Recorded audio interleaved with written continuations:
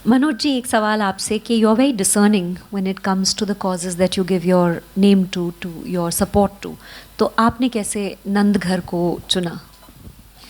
यही धनराज विला में अनिल जी का न्योता आया था, निमंत्रण आया था मेरे पास, और मैं थोड़ा बड़ा आश्चर्यचकित हुआ था जब मुझे फ़ोन आया कि अनिल जी मुझसे क्यों मिलना चाहते हैं, क्योंकि ये जिस क्षेत्र में है, जिस फील्ड में है, उसका हम लोगों के काम से कोई डायरेक्ट रिश्ता नहीं है। तो मैं भी आया यहाँ पर, और यकीन नहीं मानेंगे आप कि हम लोग सिर्फ लिट्टी चोखा की बात करते रहे पूरी शाम, और मेरा इंटरमिटेंट फास्टिंग चल रहा है, और ये बार बार उस समय इन्होंने लिट्टी चोखा और पता नहीं क्या क्या किन किन चीज़ों का इंतज़ाम किया था। करीब मैं 2 घंटे रहा यहाँ पे, फिर मुझे वापस जाना था क्योंकि काम पे भी लौटना होता है। लेकिन वो 2 घंटे में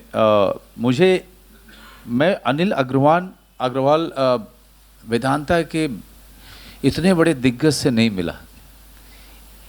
जब मैं वापस जा रहा था तो मेरे दिमाग में ये आ रहा था कि मैं किसी बिहार के किसी अपने सीनियर से मिल के आ रहा हूँ, जो कि परिवार के सदस्य हैं।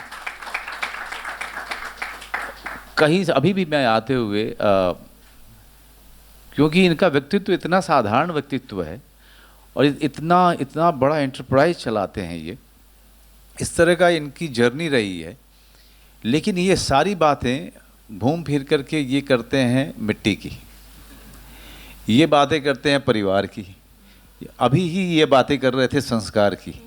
That's how he is. और उस पूरे दौरान इन्होंने जब अपने नंदघर और 8 करोड़ बच्चों को खाना देना, उनको सही परवरिश देना, उनकी शिक्षा का इंतज़ाम करना, 3 करोड़ महिलाओं को जॉब देना, ये पैसा तो सभी कमाते हैं, किसका पैसा, हम सब इस कमरे में बैठे हुए हम सब लोग मेहनत करते हैं, अपना एक सपना है और उससे हमको एक चेक आता है, दैट इज़ वन पार्ट। लेकिन हम उस काम के अलावा हम जाना कहाँ चाहते हैं? बहुत सारा अचीवमेंट तो हम कर लेंगे, कर भी रहे हैं, लेकिन आखिर क्या, आखिर क्या, ये एक बहुत बड़ा सवाल हर आदमी के दिमाग में रहता है। और मेरे ख्याल से अनिल अग्रवाल जी ने उस सवाल का जवाब बड़े कमाल ढूंढा कि उन्होंने अपनी 75% आमदनी जो है उन्होंने समाज को दे दी। इसके लिए बहुत बहुत धन्यवाद। अब बड़ा इंस्पायरिंग है अनिल जी, बहुत ही, क्योंकि जब आप सड़क पे चल रहे होते हैं और अपने आसपास पूरी तरह दोनों तरफ देख रहे होते हैं, जाहिर सी बात है आप भी देखती होंगी, आप भी कलाकार हैं, सेंसिटिव हैं, बहुत सारे ऐसे दृश्य आते हैं सामने जो कि आपको सहज नहीं रहने देते हैं, और उस समय आपको लगता है कि ऐसा आप में ख़ास क्या है जिसके कारण आप यहाँ पे हैं, और ऐसा ख़ास क्या नहीं है वहाँ पर कि वो वहाँ पे हैं। मैं भी तो वही हूँ, वो मैं हूँ, और वहाँ से शुरू होती है वहाँ तक की यात्रा जो अनिल जी ने बड़े कमाल ढंग से पूरी की है। और नंदघर के साथ उस रात को बैठने के बाद, बातें करने के बाद, मुझे लगा कि ये इतना बड़ा मिशन है और इतना बेहतरीन मिशन है कि शायद अगर जुड़ जाऊं तो वो थोड़े बहुत जो बुरे कर्म हैं कट जाएंगे। तो अंतोगत्वा जो है, आदमी को ये भी डर लगता है कि आपने सब कुछ समाज से, प्रकृति से लिया तो सही, दिया क्या? क्योंकि प्रकृति को अच्छा नहीं लगता है कि अगर आप सिर्फ उससे लें, क्योंकि जब प्रकृति से हम सिर्फ लेते रहते हैं तो उस प्रकृति जो है बाढ़ भेज देती है, प्रकृति सुनामी भेज देती है, ये रिमाइंड करने के लिए कि तूने बहुत ले लिया, अब देना शुरू कर मुझे। तो अनिल जी ने और जो बातें की मुझसे, तो मैंने अपने आप को पूरी तरीके से उसी समय मैंने कहा कि मैं आपके साथ हूँ, जैसा भी जिस रूप में हो। और ये जब हम बनाने के लिए गए थे, ये बड़ा मेरे लिए बहुत ही कमाल का अनुभव रहा। वो जो बच्ची जो आके बोलती है खाना खाए, हाँ खाया, तुमने खाया, तो ये वो लड़की ने इम्प्रोवाइज़ किया था। मैंने कहा खाना खाया, तो उसने कहा हाँ खाया, तुमने खाया। तो बच्चों को जब मैंने वहाँ देखा और जिस तरह से जो खुशी देखी उनके चेहरे पे, और जितने कॉन्फिडेंट दिखे, और जो जितने लोग वहाँ काम कर रहे हैं उनका पूरे तरीके से समर्पण देखा उन बच्चों के प्रति, उस सेंटर के प्रति, वो मुझे बहुत सारे सेंटर में विजिट कर चुका हूँ, उससे बहुत अलग लगा।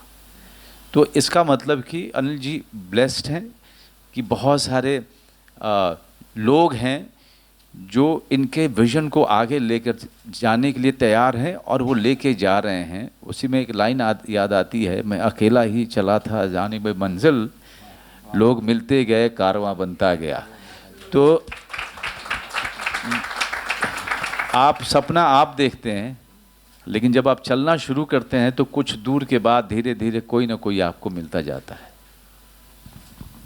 Thank you Manoj, thank you. आपने इतनी सारी बातें इतनी खूबसूरती से बयान की।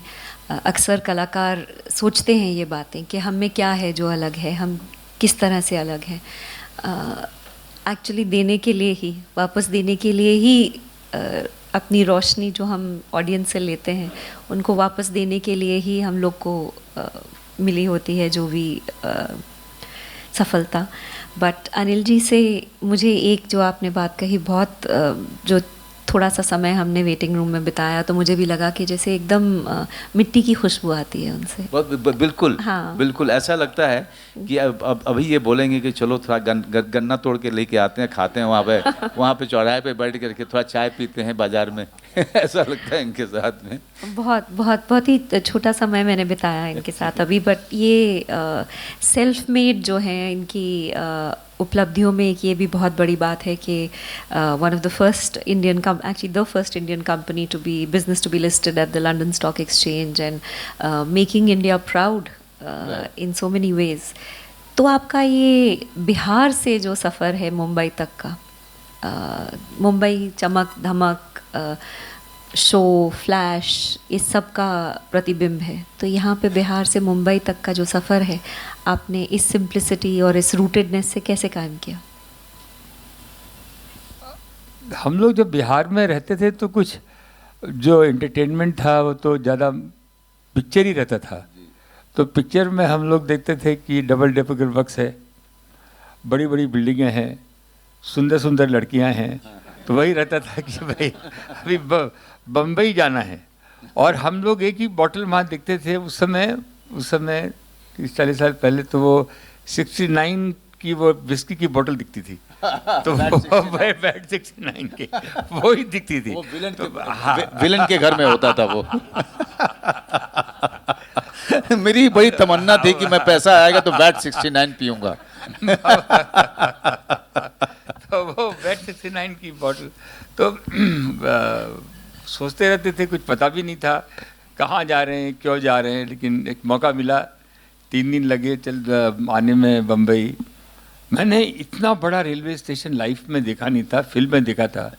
और बाहर निकलती डबल डेकर बस भी दिख गई और बड़ी बड़ी मंजिलें भी जो थी चल रही थी। और हमारा एक दोस्त जो था वो जेवियर्स कॉलेज में पढ़ता था, तो वो पटना का ही था, वो थोड़ा पैसे वाला था तो पहले आ गया था और थोड़ा मॉडलिंग सुंदर था, तो वो बिहारी था लेकिन पक्का मॉडलिंग भी कर रहा था। तो उसने मेरे को दिखाया और यहाँ पे एक बिहारी लोगों में थोड़ा डर कम होता है। हाँ। चांस ले लेते हैं, बोले चलिए ना देखेंगे क्या होगा। कोई आदमी डांट भी दिया तो ठीक है, कोई बात नहीं है बगल से निकल जाते हैं। तो आप विश्वास कीजिए, जो हम लोगों की बम्बई में रहने के बाद शुरू में 10 साल में जो थिक स्किन हुई है, लोगों ने कमरे से निकाल दिया, बाहर कर दिया, कोई से रिकॉग्नाइज नहीं किया, बैंक वाला पैसा नहीं देता है। होटल में भी, ताजमहल होटल में घुसने में डर लगता था, कोई पूछे नहीं ले कौन हो भाई। वो मूछ वाला दरबान होता था पहले। दरबान होता था, उससे बहुत डर लगता था कि इसको पता चल जाएगा कि मेरे पॉकेट में पैसा नहीं है। पैसा नहीं है तो ये मैं भाग्यशाली समझता हूँ अपने आप को कि मैं इस कारवां से गुजरा। मैं क्योंकि अपने आज के तो ये देखते देखते ये समझ में आया कि जो मज़ा देने में है, क्योंकि हम लोग भी जब शुरू में आए थे तो जिनसे उम्मीद नहीं थी उन्होंने दिया, और जिससे उम्मीद नहीं थी उन्होंने नहीं दिया। उनके घर गए, जो कि हमारे थे, उनको था कि वो जाके गले लगाएंगे, अंदर बैठाएंगे, वो बाहर से ही बोले ठीक है फिर दोबारा मिलेंगे। अरे हम तो बक्सा वक्सा लेके आए थे रहने के लिए। तो और एक आदमी ऐसा मिला जिससे कोई पहचान नहीं थी, उसने गले लगाया, घर पे रखा। तो ये जो नंद घर का, हम लोग गवर्नमेंट तो है नहीं, हमारा था ये था कि आगे बढ़ते हैं। तो शुरू में तो कभी ऐसा मन में नहीं आया था कि 1000-2000 से ज़्यादा नंद घर करेंगे। तो हमारे गांव में क्या होता था कि गांव में हमारे बुजुर्ग लोग एक कुआं बना देंगे, एक स्कूल खोल देंगे, यही रहता था वहाँ पे पटना में, बिहार में, आसपास में। लेकिन पूरी सोसाइटी को चेंज कर देंगे, ये जब ये मन में आया तो पर्दा खुला। ये मेरी बेटी प्रिया ने मेरे को समझाया, बताया कि पापा आप आगे बढ़ेंगे, दरवाज़ा खुलेगा। हमने गवर्नमेंट में बात की, रितु ने ज्वाइन किया, लोगों ने ज्वाइन किया। अब जो ये सपना आ रहा है, अब ये मेरे को साकार होते हुए दिख रहा है, क्योंकि अभी हमने अब जैसे जितने पंचायत वाले हैं, क्योंकि हम लोग से क्वालिटी बनाना चाहते हैं और सारी चीज़ टेक्नोलॉजी से करना चाहते हैं।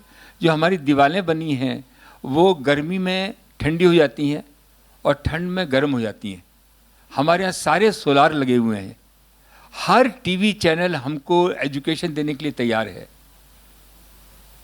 हमारे जो जितने भी हॉस्पिटल हैं वो अपनी वैन लगा देते हैं लेडीज़ को, बच्चों को हेल्थ केयर करने के लिए।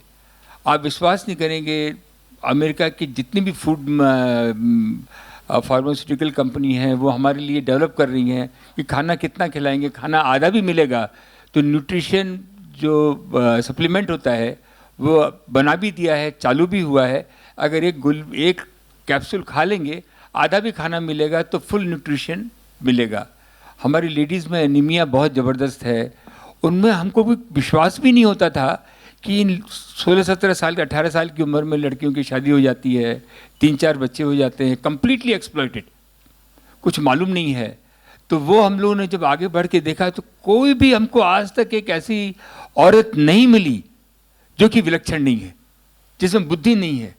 हम आदमी लोग तो इधर उधर देखते रहते हैं, लेकिन अगर वो लेडीज़ को लगा दिया काम में, तो कोई भी एक आज तक ऐसी लेडीज़ नहीं मिली जो काम में नहीं लगी। किसी ने चक्की बना ली, किसी ने ब्यूटी पार्लर खोल लिया, लोगों ने मिलके बैंक खोल ली पैसे जमा करके, और वो काम आगे, कारवां आगे बढ़ता चला गया। जैसे अब आप बताते जा रहे हैं, अभी जो है जितने भी पंचायत में ये हो गया है कि पंचायत में प्रेसिडेंट जो है और पंचायत के जो हेड हैं वो लेडीज़ ही होनी चाहिए। और लेडीज़ को सबसे पहला एक माइंड सेट हो गया है गाँव में कि आप कितने नंद घर चलाते हैं, और पंचायत की लेडीज़ जो है वो नंद घर चलाती हैं। जितने एमएलए हैं, एमएलए भी बोलते हैं कि आप, तो ये जो कारवां जुड़ा है एमएलए का, एमपी का, जितने हमारे आईएएस ऑफिसर जो रिटायर हो रहे हैं, ये हमारी माही हमारी ग्रैंड डॉटर है, ये रात दिन हमको सबसे ज़्यादा बेवकूफ़ ये समझती है कि हम सबसे अंग्रेजी में बात करती है, मेरे से हिंदी में बात करती है कि नानू ज़्यादा समझेगा नहीं। तो अब हमारे जितने भी आईएएस ऑफिसर जो रिटायर हो रहे हैं वो लोग भी जुड़ना चाहते हैं। वो लोग बोलते हैं कि हम 10 नंदघर ले लें क्या आपके। और ये लोग जो, क्योंकि अकेले कुछ होगा नहीं, कारवां एक मूवमेंट है, ये एक मूवमेंट है जिसमें कि एक टेक्नोलॉजी के माध्यम से, ये तो हमने एक स्ट्रक्चर खड़ा किया है। बहुत से लोगों ने वहाँ पे, पंचायत वालों ने शाम को कंप्यूटर क्लासेस चला दी, बहुत से लोगों ने वीकेंड पे फंक्शन के लिए, बर्थडे पार्टी के लिए, छोटी मोटी मैरिज के लिए वो जगह देनी चालू कर दी। एक गांव में जगह हो गई। और आप विश्वास नहीं करेंगे, जब हम जाते हैं पंचायत वालों को, जब एक चाबी, एक गोल्डन की चाबी रितु बनाती है, उनको हैंडओवर करती है, उनको ऐसा प्राउड फील होता है कि हमको उसको देखने की ज़रूरत नहीं रहती है, वो खुद ही संभालती हैं। तो ये जब ईश्वर चाहता है तो एक आंधी चलती है।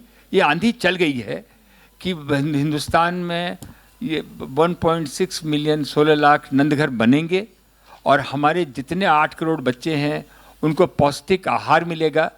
अभी भी हम जितना आहार जिस तरह का देना चाहिए, एक प्राउड फील होना चाहिए कि हर बच्चे को ड्रेस मिले, हर बच्चा टेबल कुर्सी पे बैठ के खाना खाए, और एक ऐसी थाली जो हमारे यहाँ चलती है जिसमें कि वो कटोरियाँ बनी रहती हैं, 2-3 चीज़ें बने उसमें और आप ये विश्वास मानिए दुनिया का ऐसा जहाँ जहाँ मैं गया हूँ, जितनी भी फूड कंपनियाँ हैं, हर कंपनी जो है हमको साथ देना चाहती है, उनके इतने बड़े बड़े प्रोग्राम हैं।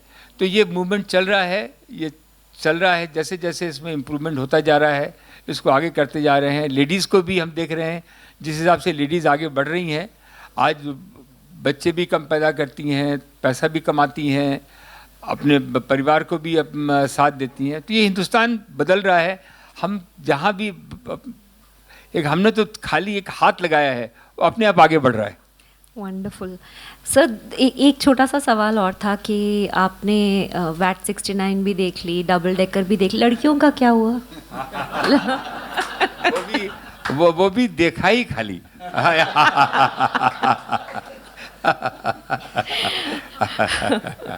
हमारे हमको इतनी शादी करने की इच्छा थी, मैं बाबूजी को पटना जाके बोलता था कि मेरी शादी करवा दीजिए।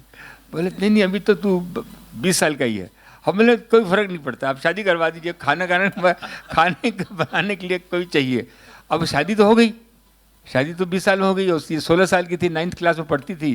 पहले तो उसकी बड़ी बहन से होने वाली थी। हमारे फादर इन लॉ जो थे वो थोड़े कंजर्वेटिव थे, वो बोले कि बम्बई जा रहा है, पता नहीं क्या करेगा क्या नहीं करेगा। उन्होंने उसकी की नहीं, ये छोटी थी। हमारे बाबूजी के दोस्त थे तो बोले कि इससे कर लेते हैं। इसको समझाया कि भाई ये बोली तो मैं तो भी 8th पास करके 9th में गई हूँ, मेरी शादी करेंगे। तो हम लोग के टाइम में लड़कियों उनसे मिल नहीं सकते थे, लड़कियों से मिल नहीं सकते थे। बातचीत हो गई अपना, ठीक है। उसके बाद तो हमको मौका मिल गया कि भाई 5 मिनट बात करने का। तो उससे हम पूछे कि भाई तुम ठीक हो ना, बम्बई चलने के लिए तैयार हो? सब बोले मेरे को क्या मालूम, पापा ने कहा है कि बम्बई जाके रहोगी और बम्बई में राजेश खन्ना रहता है, इसीलिए मैंने हाँ कर दी।